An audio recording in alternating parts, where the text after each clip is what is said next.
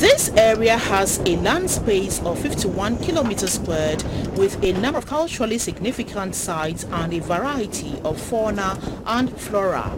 With two vegetations, the coastal savanna and dry evergreen forest with rich flora trees, the reserve also abounds with a diversity of about 400 plant species and Inselberg rocks.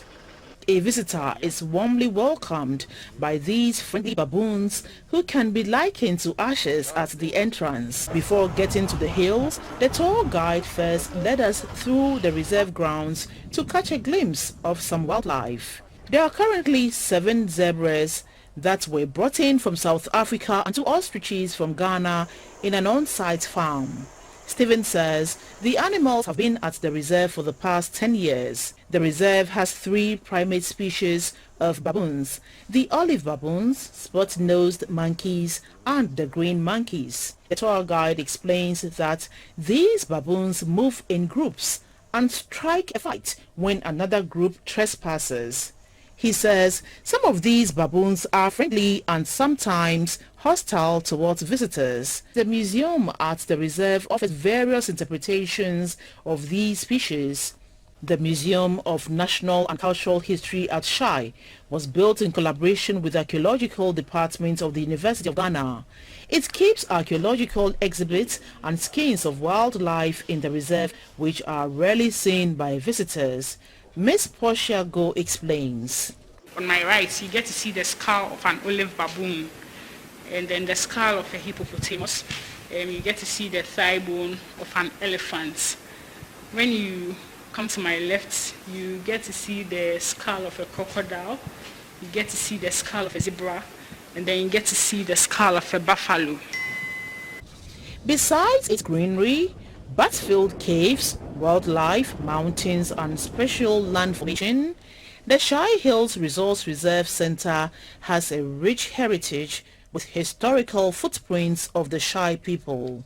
This rock, which is shaped like an elephant, is the Manuel Hill, which literally means the elephant rock. It is now home to present-day inhabitants of Manya Jopanya, also in Shai Osudoku. The Hiowayo Hill, also known as the Drum Cave, is now the present home for Doyumu and Dodowa inhabitants. From history, these caves served as hideouts for settlers from intruders and invaders.